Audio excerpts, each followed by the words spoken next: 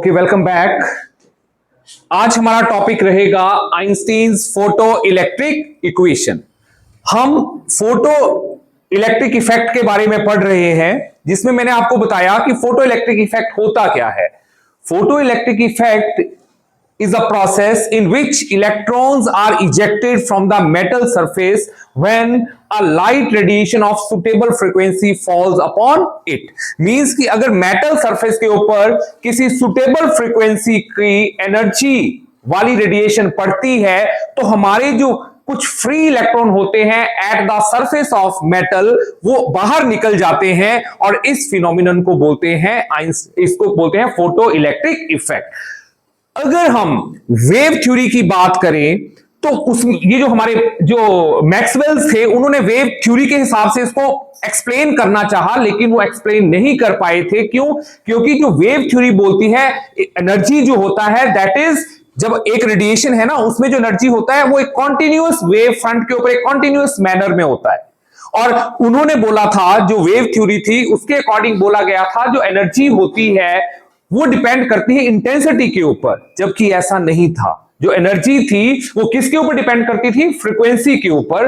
तो जो photo electric effect है उसको हर्ट्ज ने इन्वेंट किया था। लिनार्ड ने भी उसमें 1902 में कुछ थोड़ा मतलब उसको अच्छे से एक्सप्लेन किया, लेकिन 1905 में आइंस्टीन जो थे उन्होंने इसको प्लैंक्स क्वांटम थ्योरी की हेल्प के साथ एक्सप्लेन किया। प्लैंक्स क्वांटम थ्योरी मतलब प्लैंक्स ने बोला था energy travels in the form of energy packets, जिसको कि क्या बोला गया? क्वांटा। जिसको क्या बोला गया? क्वांटा बोला गया या फोटोन बोला गया। तो जब हमने वेव थ्योरी के साथ इसको एक्सप्लेन करना चाहा तो फोटो इलेक्ट्रिक इफेक्ट एक्सप्लेन नहीं हुआ। फिर बाद में क्वांटम थ्योरी की हेल्प के साथ आइंस्टाइन ने इनको एक्सप्लेन किया था। और इसी एक्सप्लेनेशन के लिए, जो फोटो इलेक्ट्रिक लॉज या फोटो इलेक्ट्रिक इफेक्ट की एक्सप्लेनेशन के लिए 1921 में आइंस्टीन उनको नोबेल प्राइज मिला था for the explanation of laws of photo electric effect, या सिंपल बोल सकते हैं फोटो इलेक्ट्रिक इफेक्ट की explanation on the basis of quantum theory. तो सबसे पहले हम एक डायग्रामेटिकली देखते हैं। देखो क्या होता है कि हमारा जो मेटल है वहां पे फ्री इलेक्ट्रॉन्स भी होंगे। जैसे let us suppose that these are the free electrons. देखो कुछ क्या होते हैं सरफेस के अंदर होते हैं और कुछ बिल्कुल सरफेस के ऊपर होते हैं। तो हमारा जो फोटो इलेक्ट्रिक इफेक्ट है वो इनर मोस्ट इलेक्ट्रॉन्स के लिए नहीं होता है, that is for the electrons on the surface of the metal. तो अगर मैं सिंपल वर्ड्स में बोलूं कि हमारी एक रेडिएशन है, ये जैसे ही मेटल सरफेस के ऊपर स्ट्राइक करेगी, मेटल सरफेस के ऊपर क्या होगा? ये किसके साथ? This is in the form of energy packets, मतलब ये फोटोन्स हैं। ये फोटोन किसके साथ इंटरेक्ट करेगा? ये इंटरेक्ट करेगा फ्री इलेक्ट्रॉन के साथ। किसके साथ इंटरेक्ट करेगा? Free electron. और आप देखेंगे थोड़ी देर बाद, मतलब अगर हम इसको एक्सपेरिमेंटल सेटअप में देखें तो फोटो इलेक्ट्रिक करंट मींस कौन सा करंट इसमें फ्लो करने शुरू कर देगा? Photo electric current. तो जैसे ही आप ये उसके साथ टकराएगा उसके बाद यहां से इजेक्शन हो जाएगी इस इलेक्ट्रॉन की, और ये जो इलेक्ट्रॉन है फ्री इलेक्ट्रॉन, जैसे मैं इसको रेड कलर से ही डिनोट करूंगा, ये बाहर निकल जाएगा। तो इस फिनोमिनन को हम बोलते हैं फोटो इलेक्ट्रिक इफेक्ट। अब ये जो इलेक्ट्रॉन बाहर निकल रहा है इसके पास कुछ ना कुछ क्या होगी? Kinetic energy. ठीक है, और थोड़ी बहुत एनर्जी यहां पे किसमें कन्वर्ट यूज होगी? To eject the electron. और वो एनर्जी किसके बराबर होती है? Work function of the metal. तो देखो आइंस्टीन उन्होंने क्या बोला? आइंस्टीन ने बोला कि ये जो पैकेट ऑफ एनर्जी है मींस फोटोन, इसकी एनर्जी है h न्यू। और जो इलेक्ट्रॉन को सेपरेट करने में, मतलब ये बाउंड इलेक्ट्रॉन है। ये कौन सा इलेक्ट्रॉन है? बाउंड। मतलब ये किसके साथ है? इसके जो पॉजिटिव आइन है मेटल सरफेस से उसके साथ ये बंधा हुआ है। तो हमें इसको अलग करना है, और अलग करने के लिए जो मिनिमम अमाउंट ऑफ एनर्जी होती है उसको क्या बोलते हैं? Work function. किसके बराबर होती है? W0। तो ये देखो आप यहां पे जो h न्यू एनर्जी है means energy of photon that is used in two ways. किस किस में? एक तो वर्क फंक्शन और दूसरा काइनेटिक एनर्जी। और ये काइनेटिक एनर्जी कौन सी होती है? This is maximum. ये कौन सी एनर्जी होती है? Maximum kinetic energy. तो बोलने का मतलब है आइंस्टाइन ने क्या प्रूव करके बताया था? जो प्लैंक्स क्वांटम थ्योरी या क्वांटा ऑफ एनर्जी होता है ये H new, that is used in the form of work function plus maximum kinetic energy. Simple, ये थी उसकी आइंस्टीन की फोटो इलेक्ट्रिक इक्वेशन। लेकिन काइनेटिक एनर्जी हम किसके बराबर लेते हैं? जैसे लेट अस सपोज दैट ये जो इलेक्ट्रॉन निकल रहा है इसकी मैक्सिमम वेलोसिटी है v max, तो इसका मतलब काइनेटिक एनर्जी किसके बराबर हो जाएगी? w not plus half m v max का स्क्वायर। तो this is the Einstein's photo electric equation. लेकिन थोड़ा सा हम इसको और आगे एक्सप्लेन करेंगे। अब देखो, अगर आप चाहें कि कोई भी रेडिएशन फोटो इलेक्ट्रिक इफेक्ट कर सकती है, लेकिन ऐसा नहीं है।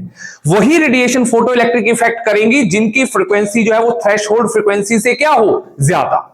थ्रेशोल्ड फ्रीक्वेंसी मतलब मिनिमम अमाउंट ऑफ एनर्जी जो इलेक्ट्रॉन को अलग करने के लिए चाहिए। अगर बाउंड इलेक्ट्रॉन की एनर्जी जो है वो ज्यादा है और जो इंसिडेंट रेडिएशन है उसकी एनर्जी कम है, तो वो इलेक्ट्रॉन क्या होगा, सरफेस से अलग नहीं होगा, तो वहां पे फोटो इलेक्ट्रिक इफेक्ट नहीं होगा। तो इसका मतलब अगर लेट अस सपोज मैं ये मान लूं कि जो मैं रेडिएशन यूज कर रहा हूं ये इसकी frequency is just equal to the threshold frequency, मतलब ये जो आपकी रेडिएशन है वैसे तो इसकी energy is greater than the threshold frequency, लेकिन अगर मैं मान लूं कि ये जो रेडिएशन है इसकी energy is just equal to the threshold frequency, तो इसका मतलब क्या होगा कि आपके पास काइनेटिक एनर्जी क्या हो जाएगी, जीरो। क्योंकि काइनेटिक एनर्जी तो तभी मिलेगी जब रेडिएशन की energy is greater than that of threshold, otherwise तो सारी एनर्जी किसमें यूज हो जाएगी, just to separate the electron from the metal surface. वैसे एक और चीज मैं आपको बताऊं कि अगर रेडिएशन अंदर वाले इलेक्ट्रॉन को निकालेगी इनर सरफेस, तब एनर्जी मैक्सिमम नहीं होती है। क्यों? क्योंकि थोड़ी बहुत एनर्जी तो कंज्यूम हो जाएगी किसमें, उस इलेक्ट्रॉन को सरफेस तक लाने में। ये मैक्सिमम काइनेटिक एनर्जी किसके लिए होगी, जब when the electrons are at the surface of the metal. तो हम ये जो फोटो इलेक्ट्रिक इक्वेशन हम प्रूव कर रहे हैं that is only for the electrons at the surface of the metal, मतलब बिल्कुल ऊपर वाले, ठीक है, जिसमें की एनर्जी सिर्फ दो ही पार्ट्स में कन्वर्ट हो, एक वर्क फंक्शन और एक मैक्सिमम। लेकिन अगर अंदर वाले होते तो वर्क फंक्शन अलग होना था, उनको एनर्जी इलेक्ट्रॉन को सरफेस तक लाने के लिए एक एनर्जी और कंज्यूम हो जानी थी, तो उस टाइम जो काइनेटिक एनर्जी होनी थी इलेक्ट्रॉन के पास दैट इज नॉट मैक्सिमम।